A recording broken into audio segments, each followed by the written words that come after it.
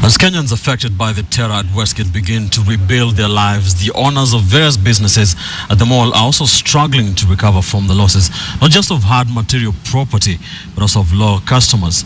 Among those who lost heavily was Nakumatt, the anchor tenant at the Westgate shopping complex. The Westgate store had an average monthly turnover of 450 million Kenya shillings and was the biggest in terms of size and sales volume in East Africa. The Nakumatt MD, Atul Shah, tells Nakumatt's Westgate story and our continued special coverage after the siege.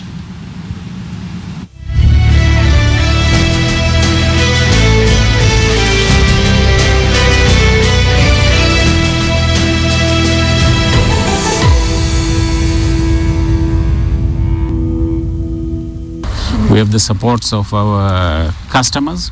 The day is Saturday, September 21st, 2013. And it is a normal day for Atul Shah, the managing director of Nakumatt Holdings Limited. As usual, I was in the office as my normal day. At around noon, he receives a call, and the news concerns Nakumatt's flagship outlet at the Westgate shopping mall. I was told that there was some gunshots at Westgate, and there was panic. First reaction, I thought it was a bank robbery.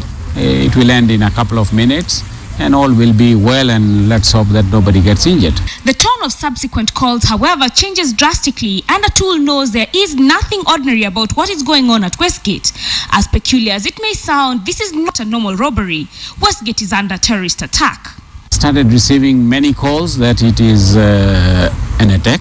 It's a terrorist attack, and people are being shot at, people are dying. Being a Saturday, the mall was awash with thousands of shoppers who are doing their weekend shopping and many more visiting the food and entertainment stalls available at the mall, among them Java Coffee House, Art Cafe, Ivory and Onami. Minimum we would serve at Westgate would be about 3,500. Fortunately, Nakumatt had trained its staff to handle all manner of emergency situations, and that training helped save the lives of hundreds of shoppers. Before the attackers entered Westgate, the whole shop was empty. They had cleaned out, they had removed all the people from the back entrance, which was a very good thing. Otherwise, we would have had a lot more deaths. I mean, that was a busy day. I'm sure we would have had over 500-600 people shopping in the mall. But in the process, 3 employees passed away. I didn't want to believe it, that it was happening, and it was like a movie. But yes, I mean, at the end of the day, we had about 80 people dead. Still, Atul was optimistic that the loss from closure of business for 3 days would be absorbed once the mall was reopened. But then the already bad situation took a turn for the worse on the 4th day. And suddenly we see smoke, and the next minute we know there is no Nakumatt there. And the losses suffered by Nakumatt multiplied from millions to billions in the blink of an eye. I mean, straight loss in terms of our stocks and furnitures, fixtures, we have a loss of approximately 600 million straight. Not even counting the loss of business. We have been closed for almost a year now. How long will it take again before we are operational at Westgate? So all that is a loss. Nakumatt had taken out a terrorism cover from Mayfair Insurance to cover what had until then been an unlikely event, and the firm received a 1 billion shilling insurance payout to cover loss of stocks, furniture, fittings and fixtures. However, because of the improbability of an attack, Nakumatt had not insured the full loss of the business, which the firm estimated to be 3 billion shillings. Whatever we had covered 5 years ago is what we kept on going, without thinking, without assuming, without even saying that one day we will use that. So we just kept it covered. Of course, we were not adequately covered, like everybody knew. So yes, we have taken a big loss. And this has served as a useful lesson for the retail store. We are now covering it to the limits of today. Do you want to reopen your branch here in Westgate? Yes, there are bad memories, but I think everybody wants Westgate back. It had become part of everybody's life also. It is something that people are missing. So yes, Westgate, everybody wants it back. We want it back.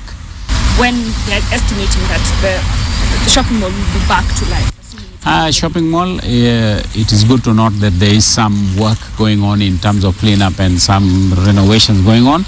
Another 7, 8, 1 year down the line, I think we should be back operational. In the meantime, Nakumatt is stepping up its expansion plan throughout the East African market. The company opened a new $2 million outlet in Arusha, bringing the total employment count to 7,000 and the number of branches to 50, 14 of which are in Uganda, Tanzania and Rwanda. Nakumatt, of course, has become a household name. It is bringing what the consumers are looking for and more. Besides bringing the ambience and the variety and the customer service, and then, of course, the 24-hour convenience of shopping. The firm plans to expand into South Sudan and Burundi and increase its penetration in the East African market from the current 14% to at least 30% in the next 10 years. To reach this goal, the firm says it is eyeing a $50 million investment from private equity firms or financial institutions and may consider entering a partnership with other retail chains in exchange for a stake. His plans to list at the NSE. Please tell us about that. NSE, I mean, we are looking at it 4 or 5 years down the line. At the moment, we are putting our feet in East Africa everywhere, expanding correctly, expanding well, and then in time to come, we want our East African shoppers to own part of Nakumatt. Right. For now, though, Nakumatt says it is looking to improve the ambience in its stores and increase the number of outlets to increase its footprint in the region. Looking at 75 and 100 in the near future. I think in the next 5 years, we will be at 100 branches.